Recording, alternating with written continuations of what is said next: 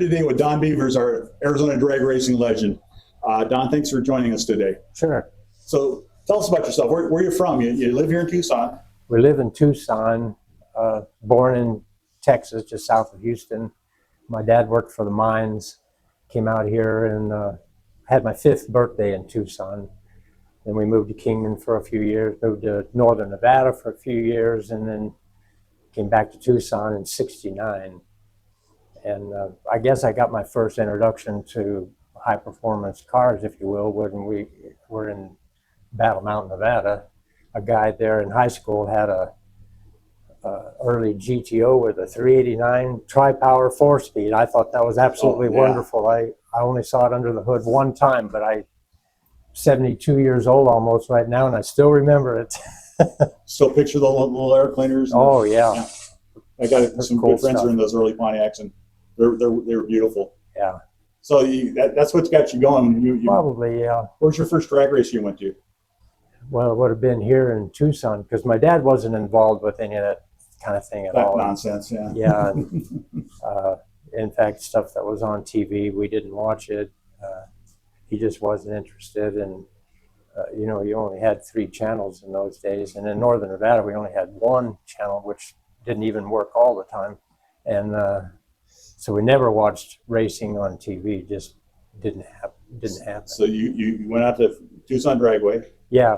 The old Tucson Dragway. Yeah, and I guess back then I had a Volkswagen that I decided I had to soup it up, so I blew it up about 4 times. And then in about January, February of '71, I was still in high school, my senior year. My buddy and I went to some dealerships around town, and all I wanted was a 4-speed. We'd go in and say, "What do you got with a 4-speed in it?" Well, there was a lot of Camaros and stuff around, but they wanted too much money for them. And one of the sales guys at O'Reilly's said, "Well, you know, I think they've got a Mustang with a 4-speed in the back lot." And I wasn't even a Ford guy. And when he fired that Mustang up, it was a '66, 289, 4-barrel, 4-speed. Well, I didn't know it then, but the choke must have been stuck, because it kind of rumbled and sounded like it had a cam in it. And that was it. I was done. I wanted that car. The clutch was absolutely trashed in it, and they wanted $950 for it.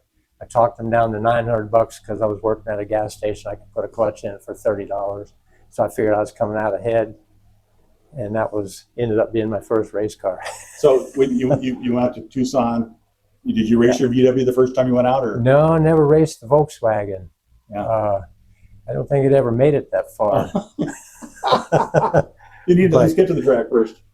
What's that? You would have had to made it to the track with a Volkswagen. Yeah, I would have had to made it there first and then get home. But anyway, that was a really sad part of my life. So your Mustang, that's your first, bought car for the. Yeah, I ended up breaking the rear end a few times. I had an 8-inch rear end, Sure. and I found a 9-inch rear end at a junkyard laying on the ground, and it just looked to me like it would fit. And the guy wanted $15 for it. So I bought that 9-inch rear end, and that kind of 9-inch Fords out of the '57 Fords. It was a 57 or a 58, something like that. Yeah, same width, bolted right in, literally. Don't tell anybody, I've had Fords too. So okay, and yeah, so that kind of helped cure that, and I ended up putting a roll bar in it later on, because as the rules out there at the old Tucson track, if you were going to run, I think it was called top stock, you had to have a trailer. You know, you couldn't drive it to the track. You had to trailer it in, and it really couldn't be a street car back in those days. So I borrowed a trailer every Saturday from a guy at a speed shop in town, just a little single axle trailer, and had to bring it back to him every Sunday afternoon. What was your speed shop back then? It was Mark Bybee. He actually still owns Western Differential here in town. But I can't remember the name of his shop back then. But it wasn't Western Differential. Did it have his name on Bybee's Performance or something? Something like that. Yeah. Might have been something like that. Anyway, he would loan me his trailer. Nice guy. And anyway, so we raced that. So you had to take your street legal car, put it on a trailer. Yeah. Well, we kind of quit driving it on the street then. I Joe Antonelli's brother ended up wanting to sell a 63 Ford Galaxy, had a little 352 in it, and he only wanted $100 for it. So that was my street car. And I raced the Mustang and would even flat tow it if I had to, if I couldn't borrow a trailer, because I didn't have a trailer for years. And anyway, so that's kind of how things got started. We raced that at Tucson Dragway. It wasn't that fast, but eventually got down into the 13.0s or something, I think. Well, my first Mustang that I owned was just out of high school. It was a 68, and it had the 302 two-barrel in it. Ah, yeah, okay. And it sounded good with headers. Of course, I put a manifold 4-barrel on it. Sure. It sounded really great. It wasn't that fast. You know, people these days, you talk about a 13.0 or a 14.0 car. Back then, that was pretty fast. Yes, it was. These days, you know, my wife's Ford Edge would probably run that fast. you got cars out the factory floor that run in the high 8s now. Yeah. It's unreal. Yeah, people just don't realize the progression So of things. you kind of like this drag racing stuff. So you kept moving along. What did you do for a living? Well, I went to college for a little while. The lady that I was going to marry, her dad thought that I could make pretty good living as a welder. So I took some welding classes at Pima County, got a job out at the mines as a welder, working construction. I wasn't actually working for the mine. And so I started welding probably when I was about professionally 19, 20 years old, I guess. And I was only making $4 an hour. And one day the foreman comes around, he said, everybody got a 25-cent raise. And I thought, okay, that's wonderful. And he said, 2 guys got $1. And I thought, well, that's good for them, you know. He said, you were one of them. Wow. A 25% pay increase. Yeah.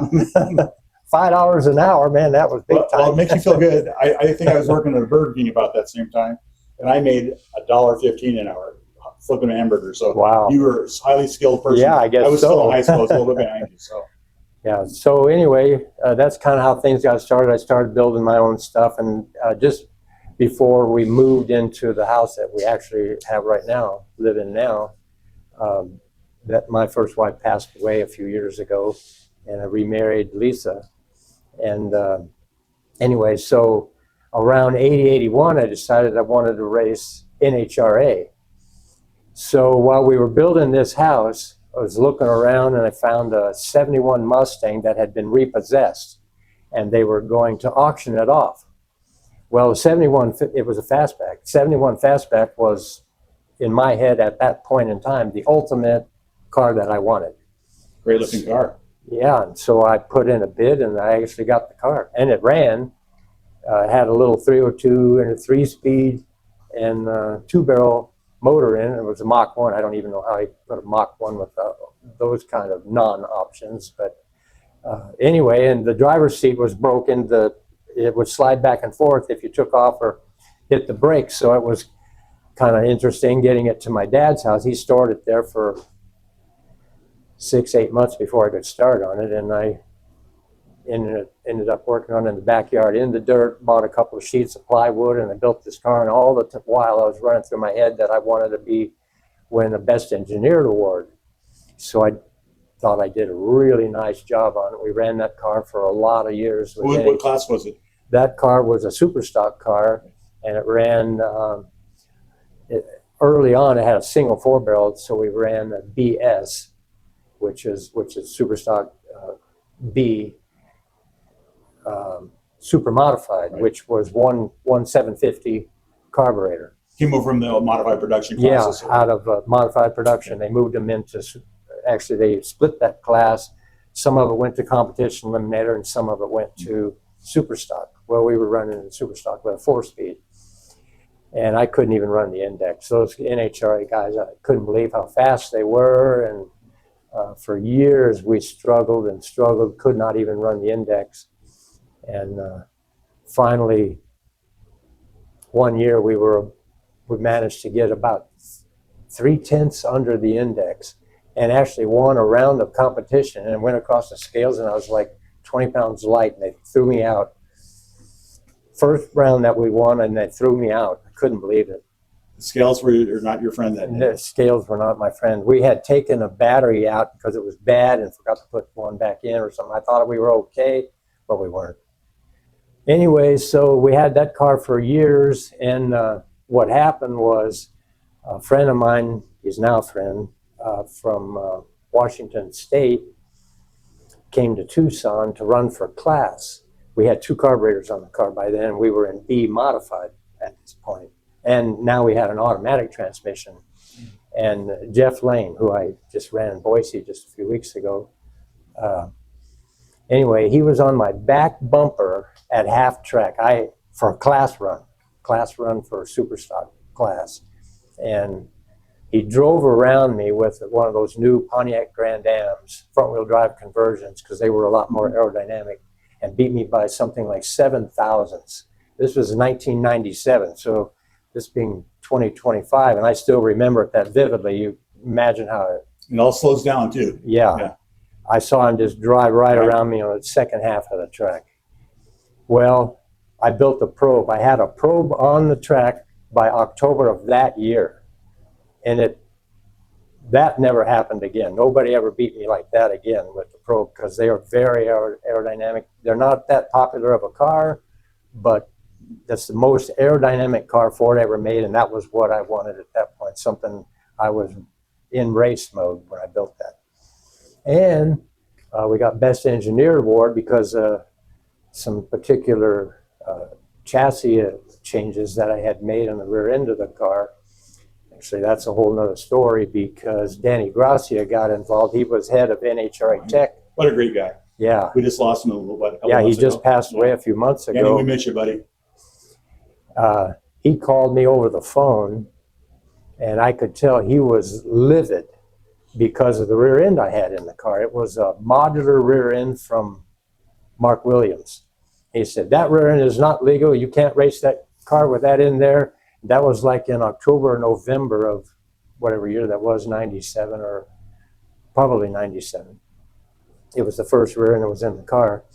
And then, they don't publish a national dragster for about 4 weeks, so through December. So the first national dragster that comes out in January, there's an entire article on what's legal for rear ends in Superstock. That picture and everything. So I had to change the rear end in the car. And Thanks, Danny. And after I changed the rear end of the car, then we got Best Engineer. He wouldn't give it to me while we had the other rear end in there. Well, he was a sportsman racer at heart. He was a sportsman racer at heart. Yeah, things were a lot more critical for the sportsman stock and super stock racers back then. They checked things a lot more carefully than they check them these days. Now you just do it online, and they kind of, I'm not going to say there's any cheating that goes on, because I think most of the guys basically are pretty honest about what they do. Right. But they don't check things like they used to. At Indy, they probably do, because they have a teardown barn. There's a dozen or guys or so that go in there, and there's probably 3 or 4 of them that don't get to race because there's something wrong. And I kind of wish they would have a little more of that, but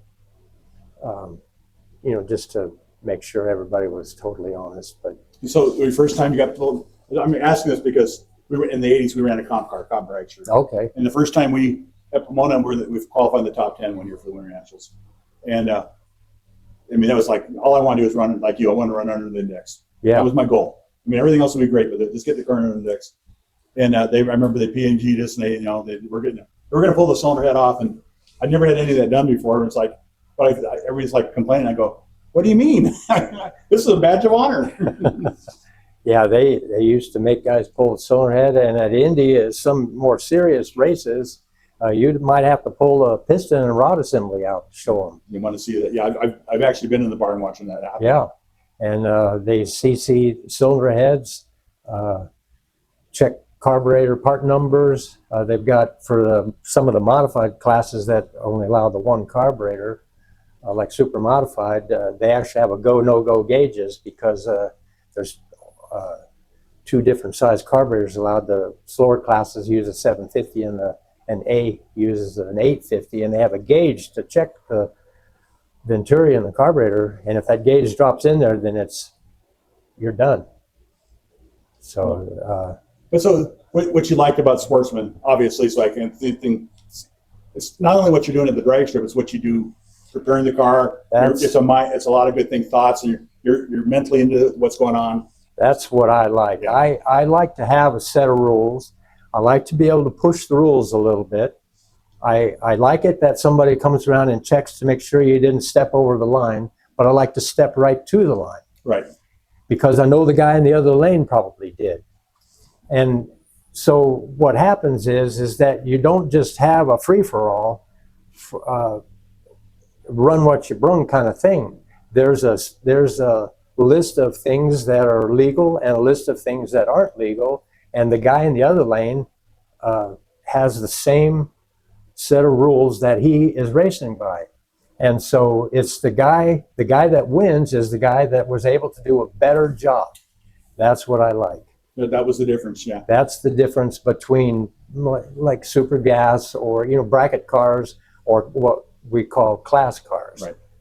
And I prefer having a stringent set of rules where things are outlined that you can do, and then it's up to you to do the better job. That's what I like. Well, this is all fantastic. You guys said the probe's running really well. Yeah.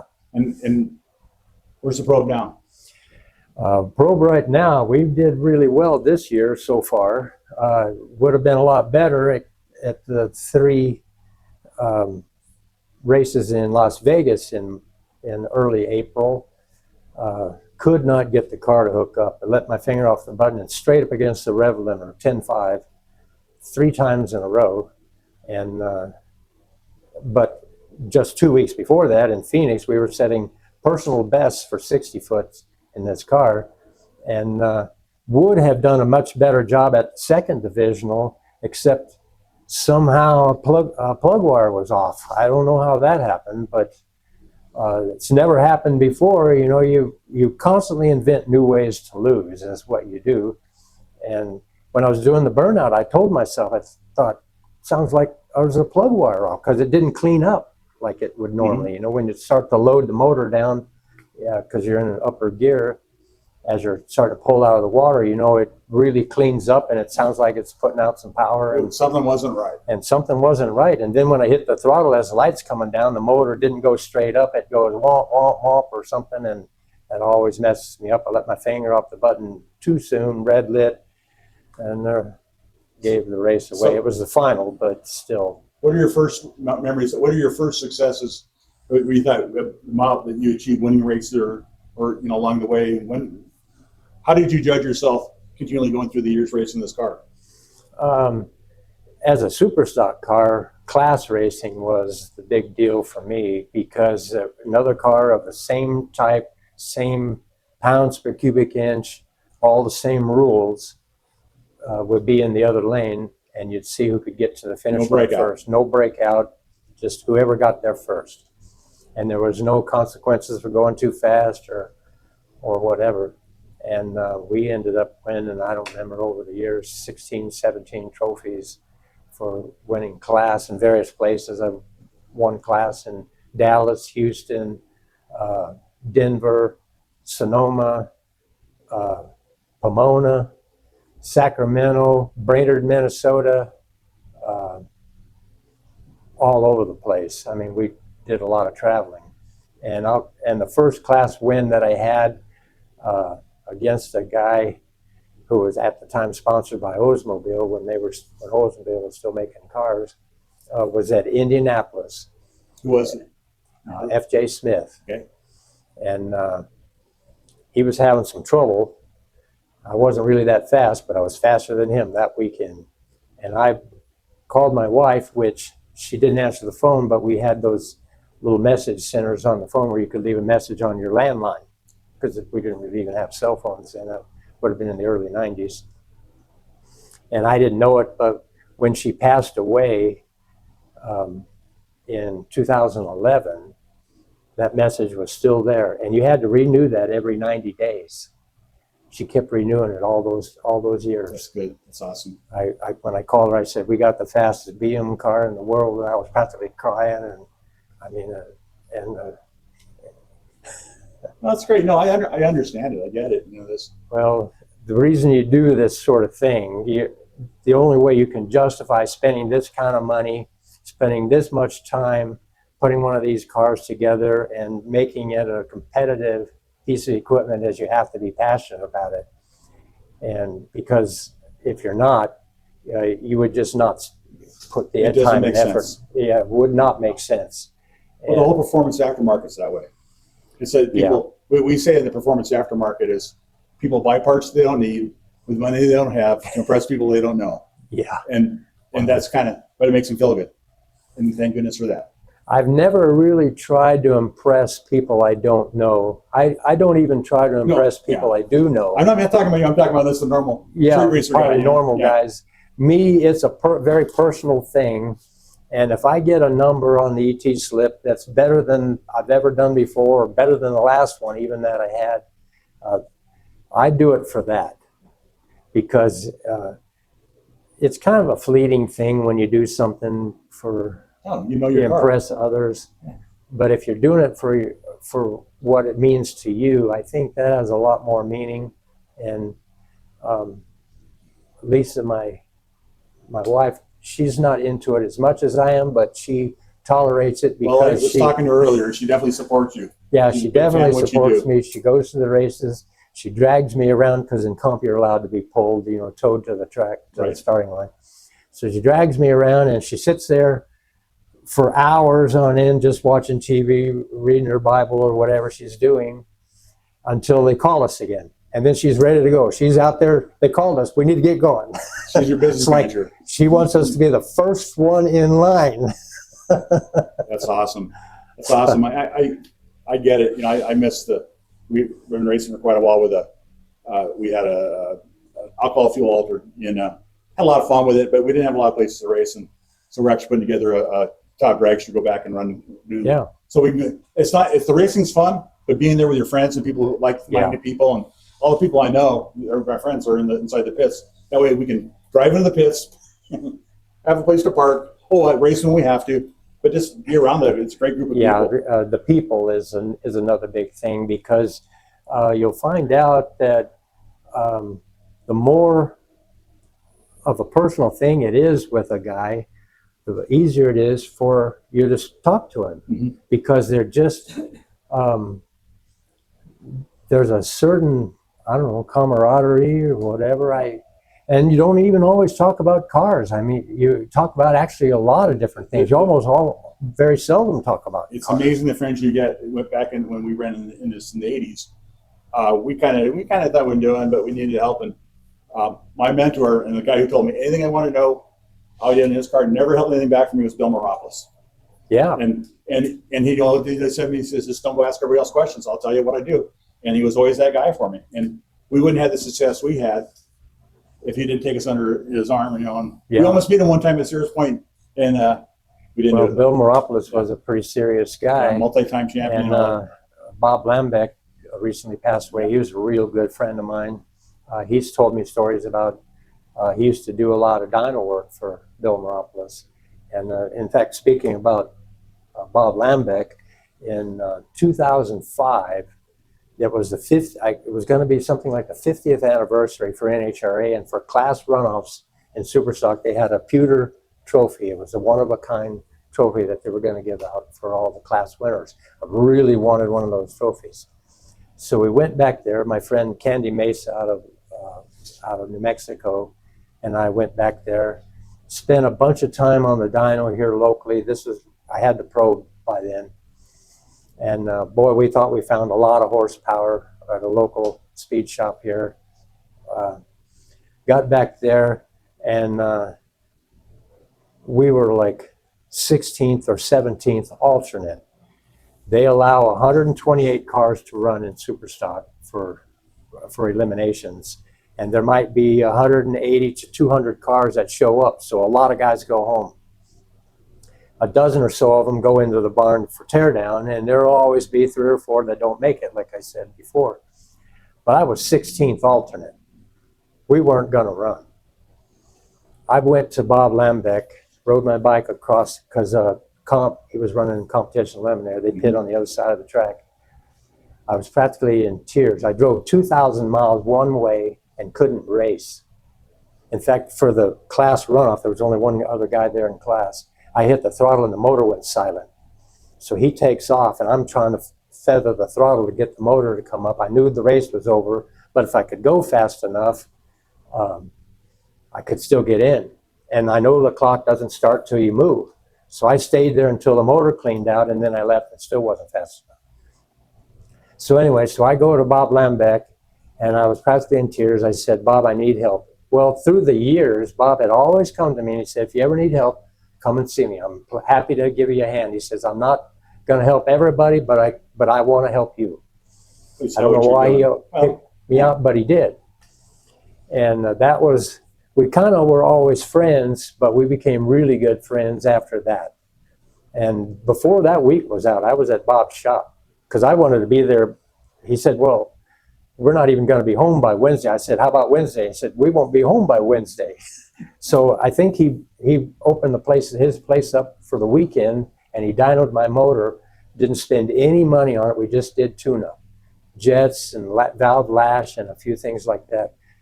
I was about 2/10 slower than the guy that I had to run for class at Indy. The next race, this guy, Mike Tufel, shows up in Vegas, early October. I was 2/10 slower than him at Indy, and now I'm 500ths faster than him in Vegas. You got his attention. He didn't go talk to me. He goes and talks to Bob. He said, what'd you do to Bevers' car? That was pretty funny. And anyway, over the next course of the, 10 or 15 years or whatever it was, I was at Bob's, I bet 5-6 times a year for several years, and I learned so much from that man. Well, that's the great thing. You got a lot of great achievements. It's easy to see you're passionate about drag racing. You're passionate about the love you have for the sport. What do you feel if your greatest? What do you want people to remember you by? If you were to say your experience in drag racing. I think. For guys that I have competed against, I want them to remember me when we pull into the lane. I'm not a guy that's trying to pull any fast ones on them. I race a guy straight up. I do my thing. I pull into the beam. I expect the other guy to do his thing and pull into the beam. There's some guys out there, they like to play around. They do things that try to get in your head.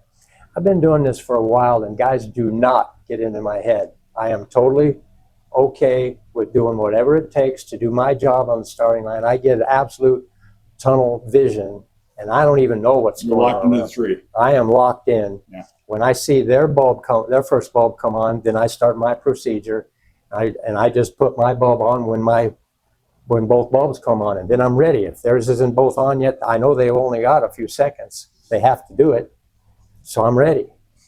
I don't mess around. I don't do a bunch of weird stuff. I would like people to remember me as a guy that always raced straight up, was always around to talk to them if they want to talk, but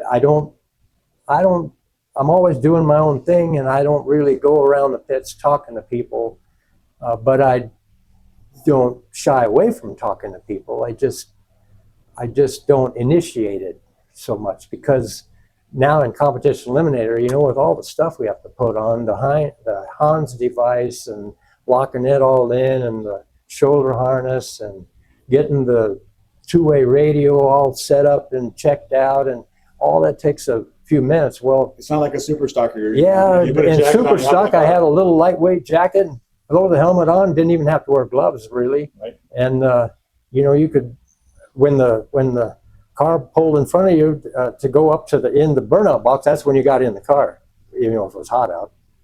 Now I'm in the car, we always run after top dragster, and it's like in Vegas, like every third or fourth car has a problem, and the track is down for a while before they get going. So I might be in the car an hour and a half, but I'm fully dressed, ready to go. And you still want to be at the front of the staging lanes. I don't mind being in front of the staging lanes. That's Lisa's thing. I don't care where we are, really. I don't care if I'm the last one or the first one. You're there on race day. It just doesn't even matter to me. And if it makes her happy to be the first one up there, I'm good with it. I don't even care. But I'm ready to go. I'm ready to go right away. Well, Don, your story and your passion for drag racing is awesome. A lot of legend stuff. I was very interested. I saw you were highlighted in National Dragster this year. Thanks. And it was a really good story about what you've done. And the people, that's not a PR thing. They acknowledge people who've earned that. I didn't even know that they did it. I saw it on Facebook and I had to go look. Yeah. Well, I just happened to be going through catching up on my National Dragster, and I saw it and go, we need to get him. So thank you. Thank you for representing Arizona so well and being one of our Arizona drag racing legends. Hopefully you enjoy this. We certainly enjoyed talking with you. Thank you for inviting me here. I appreciate that. Okay, Don. Thank you very much. Always nice to be recognized for something. Amen. Thank you. Thank you.